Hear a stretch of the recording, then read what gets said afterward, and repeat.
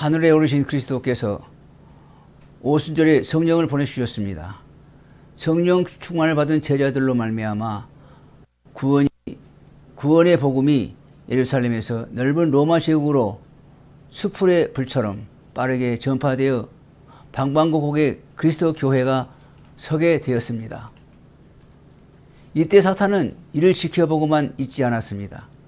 로마 제국의 황제들을 통해 300여 년의 박해와 거짓 교리 수단을 통해 그리스도 교회를 허물어뜨리려 했습니다.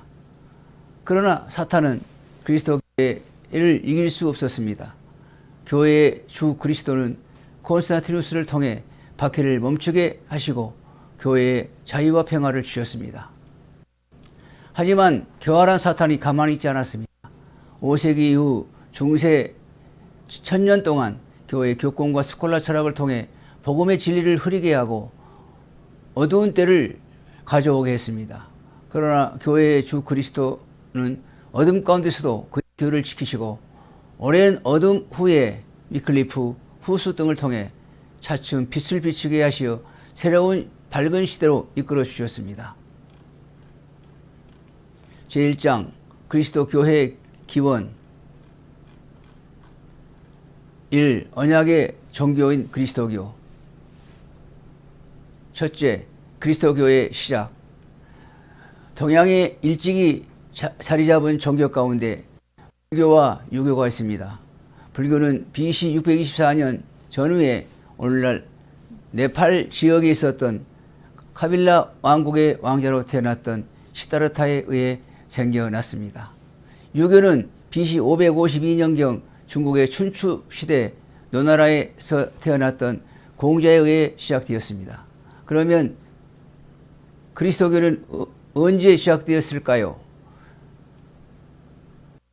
예수님이 탄생한 해를 그리스도교의 원년으로 생각한다면 불교나 유교보다 적어도 500년 이상 뒤에 시작된 것으로 생각하게 될 것입니다. 하지만 그리스도교는 예수 그리스도가 이 세상에 오심으로 비로소 시작된 것이 아닙니다. 그리스도교는 이 세상 처음부터 있었습니다. 이 사실은 창세기 3장의 내용으로부터 잘 알려져 있습니다. 에덴에서 우리의 조상이 하나님의 언약의 말씀에 불순종함으로 생명의 약혼을 잃고 영혼이 죽게 되었습니다.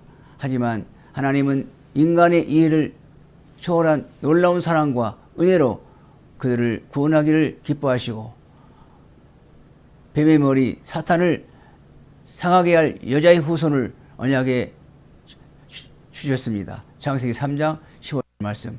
이 언약이 영원한 죽음에 당면한 인간에게 주어진 최초의 복음이었고 약속된 여자의 후손이 바로 인간을 구원하려 오실 그리스도 예수였습니다.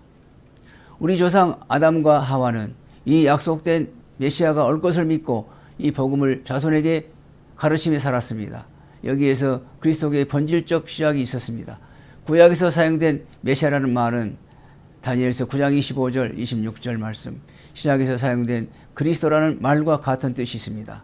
이 말은 기름 부음을 받은 자라는 뜻을 가지며 하나님이 인류를 구원을 위한 사명을 지워 세우신 직분자 구주를 가리키고 있습니다. 하나님은 세대가 지날수록 그의 언약을 더욱 분명하게 알려주십니다. 아브라함에게 세상의 구주가 그의 혈통에서 날 것을 알려주시고 창세기 12장 2절 말씀, 모세를 통해 약속된 메시아가 오셔서 어떤 방법으로 그의 백성을 죄에서 구원해 주실 것인지 동물의 희생 제사의 길을 통해 알려주셨습니다. 출애굽기 29장 10절로 12절 말씀, 희생 제사는 인류의 속죄를 위한 메시아의 십자가 죽음의 애언이요 그림자였습니다. 아담 시대로부터 이 하나님의 언약을 믿고 산 사람들과 그들의 자손들은 모두 그리스도의 교회에 이미 속해 있었습니다. 그래서 성경은 주전 1450년경 이집트 종의 생활에서 해방되어 나와 광야 생활을 하던 언약의 백성인 헤브라의 백성을 광야의 교회라고 불렀습니다. 사도행전 7장 38절 말씀. 둘째, 약속된 메시아의 오심. 하나님은 때가 찼을 때 그의 아들이 여인을 통해 육신을 입고 베들레헴에서 태어나게 하셨습니다. 갈라디아 4장 4절 말씀. 이때가 로마 기원 750년이었고 가이사로 아우구스투스가 영을 내려 다 호적하라고 했던 해였습니다. 누가복음 2장 1절 말씀. 당시 팔레스타인은 BC 63년에 로마의 장군 폼페이우스에 의해 점령을 당하여 로마 제국의 지배 아래 있었습니다. 로마 나라는 원래 공화국이었지만 BC 27년에 옥타비아누스가 로마의 실권을 잡고 로마 원로로부터 아우구스투스 존엄한 자라는 칭호를 받아 첫 번째 황제가 되므로 로마 제국이 되었습니다. 그러니 이제 카이사르 아우구스투스라 불렀습니다. 카이사르는 그에게 충성심을 보인 헤롯을 유대인의 왕으로 세웠습니다. 헤롯은 에돔 자손으로 종족적으로나 종교적으로 유대인이 아니었습니다. 그는 자기 뒤를 이은 아들들과 구별하여 대헤롯이라고 불렀습니다. 대헤롯은 유대인의 왕으로 나신 이에 대한 소식을 듣고 크게 당황했습니다. 그는 즉시 베들레헴과 그 주변 지역 안에 있는 2살부터 그 아래의 산의 아이들을 다 죽이도록 명령을 내렸습니다. 마태복음 2장 16절 말씀. 유대인이 아니면서 유대인의 왕으로 행사해온 그는 유대인의 왕이 탄생했다는 말을 듣고 크게 위협을 느꼈기 때문이었습니다.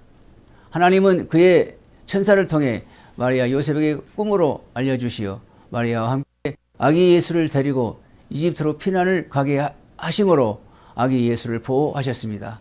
마태복음 2장 13절 말씀. 대헤롯은 이 대학살을 명령한 후에 곧 죽었습니다. 대헤롯이 죽은 후 유대 왕국은 그의 뜻에 따라 그의 세 아들에게 분할되었습니다. 장자 헤롯 아켈라우스가 사마리아 유대 이두메니아 지역을 받게 되었고 나머지 지역은 다른 두 아들 필립과 안티파스가 나누어 받게 되었습니다. 그런데 아켈라우스도 그의 아버지처럼 잔인한 사람이었습니다.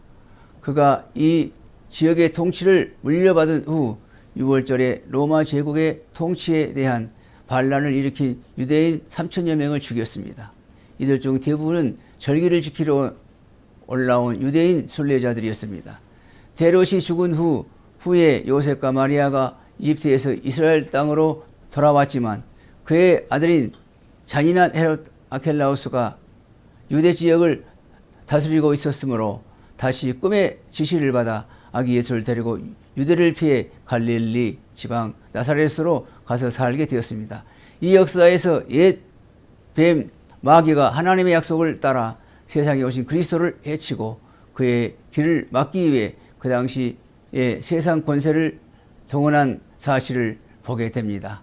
그러나 마귀는 하나님이 약속하신 그리스도가 오시는 길을 막을 수 없었습니다. 셋째, 그리스도교와 이교와의 본질적 차이. 이 모든 역사를 통해 그리스도교는 세상의 다른 종교와 본질에서 다르다는 사실을 알게 됩니다. 불교나 유교는 인간이 그의 지혜로 스스로 개척하고 생산한 종교입니다. 불교의 장시자 시다르타는 왕궁에서 왕자로 인간의 고통을 모르고 호화로운 생활을 하던 중에 어느 날 인간의 가난, 병, 죽음을 목격하였습니다. 그는 이런 인간고에 대한 큰 충격을 받고 이 문제를 풀기 위해 왕궁을 떠나 오래 방황하다 어느 나무 아래에서 스스로 도를 깨달았다는 것입니다. 그때부터 그 나무를 보리수, 즉 깨달음의 나무라고 불렸다고 합니다. 그 깨달음은 누구든지 여러 가지 인간의 망상을 다 벗어버리게 될 때 부처가 신이 된다는 것입니다. 이것이 불교에서 구원입니다. 유교의 창시자 공자는 노나라의 관리로서 왕이 예약과 인을 귀중히 여기는 그의 생각을 받아들이지 않자 관리 생활을 그만두고 그의 제자 70인을 가르침으로 유교의 터를 놓았습니다. 유교는 엄밀하게 말해서 종교가 아닙니다. 그의 가르침은 인간 구원과는 관계없이 실천 도덕을 기본으로 삼고 있기 때문입니다. 이런 종교들은 다 인간 사고의 산물이요 자력구원을 가르치고 있습니다. 사람은 다른 동물과 달리 원래 하나님의 형상을 따라 지음을 받았기 때문에 타락후에도 그 속에 선천적인 신의식을 어느 정도 가지고 있습니다. 그래서 시타르타처럼 하나님을 더듬어 찾기도 하고 로마서 1장 19절 공자처럼 선한 길, 도덕을 추구하기도 합니다. 그리스도의 철학자 소크라테스도 그의 지혜를 통해 절대 존재를 인정했습니다. 그러나 타락한 인간은 스스로 참된 하나님을 찾을 수 없고 구원의 길을 발견할 수 없습니다. 하나님이 계시하신 말씀, 성경을 통해서만 이 세상의 구주 예수 그리스도의 아버지의 참 하나님을 알게 되고 구원의 참된 길을 발견할 수 있습니다. 들어주셔서 감사합니다.